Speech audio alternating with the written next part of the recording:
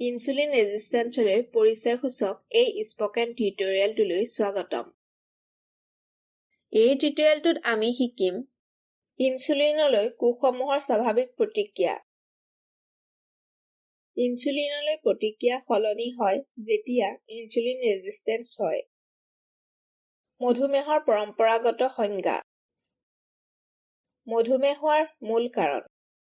আহক আৰম্ভ কৰোঁ।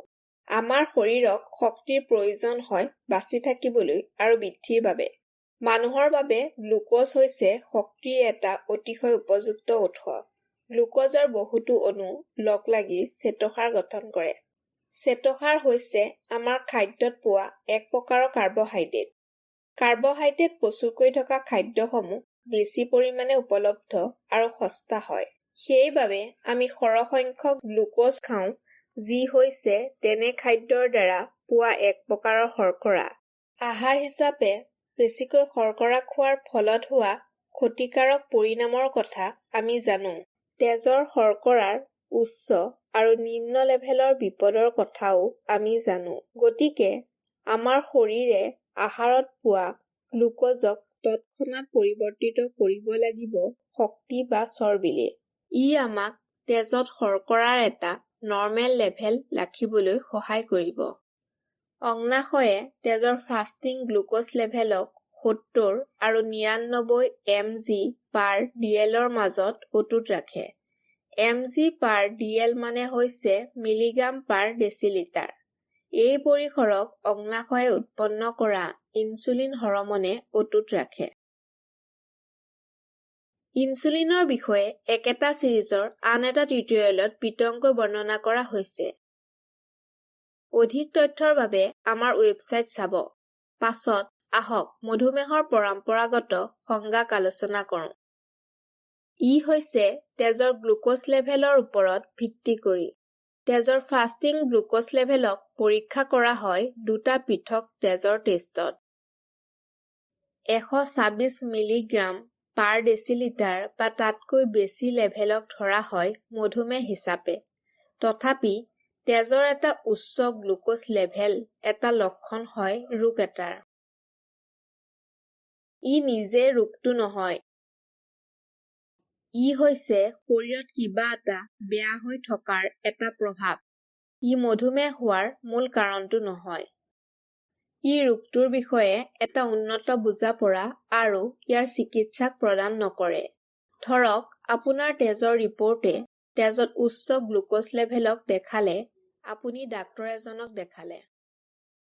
আপুনি নিজৰ সমস্যাটো জনালে তেজত উচ্চ গ্লুকোজ লেভেল হিচাপে। ডাক্তৰজনে আপোনাক দৰৱ এবিধ দিব তেজত গ্লুকোজ লেভেলক কমাবলৈ। এই দৰৱে চিকিৎসা কৰে লক্ষণটোৰ, কিন্তু কাৰণটোৰ নহয়। আহক মূল কাৰণটো কি হয় বুজো আৰু সেইমতে মধুমেহক সূচিত কৰোঁ। আমি খোৱা সৰহসংখ্যক খাদ্যক শৰীৰত গ্লুকোজলৈ পৰিৱৰ্তন কৰা হয়। এই গ্লুকোজ আমাৰ তেজত সোমায়। তেজৰ পৰা গ্লুকোজখিনি কোষসমূহত সোমাব লাগিব শক্তিলৈ পৰিৱৰ্তিত হ'বলৈ। কোষসমূহত আৱৰণি থাকে যিয়ে গ্লুকোজৰ দৰে অণুসমূহক সোমাবলৈ বা বাহিৰলৈ যাবলৈ অনুমতি দিয়ে। গ্লুকোজক কোষত সোমাবলৈ ইনসুলিনৰ পৰা সহায়ৰ প্ৰয়োজন হয়। ইনসুলিনক পোৱা যায় ইনসুলিন ৰিচেপ্টৰ্ছত, যি কোষৰ আৱৰণিসমূহত অৱস্থিত। ই ঘটনাৱলীৰ এডাল চেইন আৰম্ভ কৰে যাৰ ফলত গ্লুকোজ কোষটোৰ ভিতৰত সোমাই যায়। গ্লুকোজ কোষসমূহৰ ভিতৰত সোমাব নোৱাৰিব যদিহে তাত ইনসুলিন নাথাকে।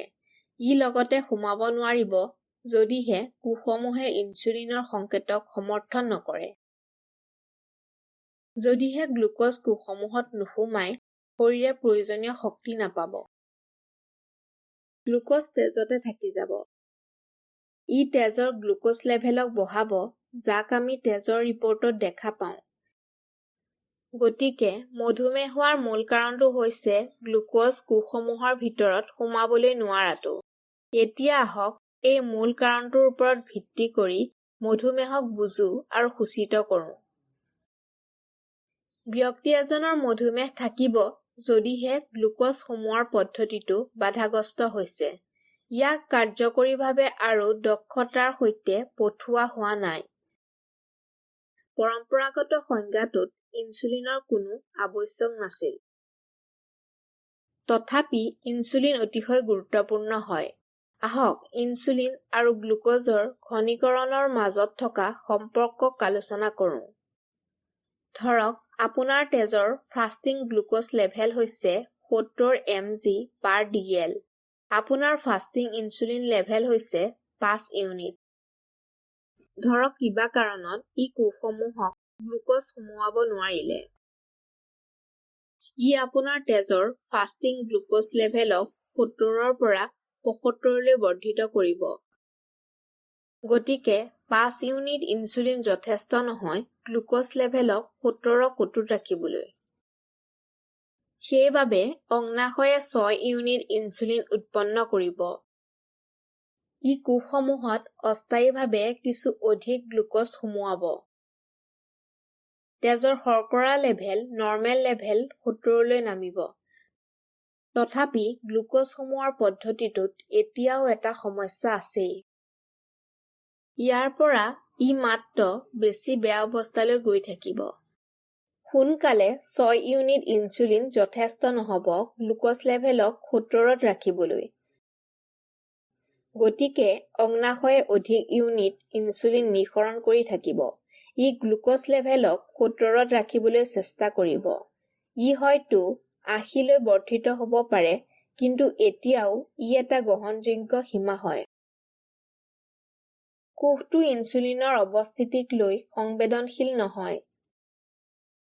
ই ইনচুলিনৰ প্ৰভাৱক বাধা দিয়ে আৰু গ্লুক'জক কোষসমূহৰ ভিতৰত সোমাবলৈ নিদিয়ে। এই প্ৰক্ৰিয়াটো ইনচুলিন ৰেজিষ্টেন্স বুলি কোৱা হয়। অগ্নাশয়ে ইনচুলিন ৰেজিষ্টেন্সলৈ সঁহাৰি জনাই অধিক ইউনিট ইনচুলিন উৎপন্ন কৰিবলৈ। ই হৈছে গ্লুক'জ লেভেলক স্বাভাৱিক পৰিসৰত ৰাখিবলৈ। যিহেতু ইনচুলিন ৰেজিষ্টেন্সত চিকিৎসা কৰা নহ'ল আৰু বেছিকৈ ইনচুলিন উৎপন্ন কৰা হ'ল, অতি সোনকালে ইনচুলিনৰ উচ্চতৰ লেভেলেও গ্লুক'জৰ লেভেলক স্বাভাৱিকত ৰাখিব নোৱাৰিব। অৱশেষত তেজৰ গ্লুক'জ লেভেল 100 ইউনিটতকৈ বেছি হ'ব। ইয়াক নিৰ্ণয় কৰা হয় আগতীয়া মধুমেহ হিচাপে। তেতিয়া ই লাহে লাহে আগবাঢ়ে আৰু তেজৰ গ্লুক'জ লেভেল 125ক অতিক্ৰম কৰে। ইয়াক নিৰ্ণয় কৰা হয় টাইপ 2 মধুমেহ হিচাপে। ই মুঠেও ভাল নহয়। এতিয়া ব্যক্তিজনৰ উচ্চ গ্লুক'জ লেভেল আৰু উচ্চ ইনচুলিন লেভেল দুয়োটাই আছে। অগ্নাশয়ৰ বিটা কোষসমূহে ইনচুলিন উৎপন্ন কৰে। সকলো সময়তে উচ্চতৰ ইনচুলিন উৎপন্ন কৰোঁতে সিহঁতৰ কামৰ বোজা বাঢ়ি যায়। ধৰক শৰীৰে 5ৰ পৰিৱৰ্তে 15 ইউনিট উৎপন্ন কৰি আছে। ইয়াক কৰিবলৈ বিটা কোষসমূহে স্বাভাৱিকতকৈ 3 গুণ বেছিকৈ কষ্ট কৰি আছে। বিটা কোষসমূহে এই কামৰ বোজাক বেছিদিন সহ্য কৰিব নোৱাৰে। অৱশেষত সিহঁতৰ মৃত্যু হ'ব। লগতে উচ্চ ইনচুলিন লেভেলৰ বাবে শৰীৰত আন বহুতো ক্ষতিকাৰক প্ৰভাৱ পৰে। প্ৰভাৱসমূহক একেটা ছিৰিজৰ আন এটা টিউটৰিয়েলত আলোচনা কৰা হৈছে। তথাপি লক্ষণ দেখি টাইপ 2 মধুমেহক নিৰ্ণয় কৰিবলৈ শৰীৰটোৱে বহু বছৰ লয়। আমি ইনচুলিনৰ সংবেদনশীলতাক উন্নত কৰিবলৈ চেষ্টা কৰিব পাৰোঁ। শেষত আহক টাইপ 1 আৰু টাইপ 2 মধুমেহৰ মাজৰ প্ৰধান পাৰ্থক্যক আলোচনা কৰোঁ। টাইপ 1 মধুমেহত শৰীৰে ইনচুলিন একেবাৰে উৎপন্ন নকৰে।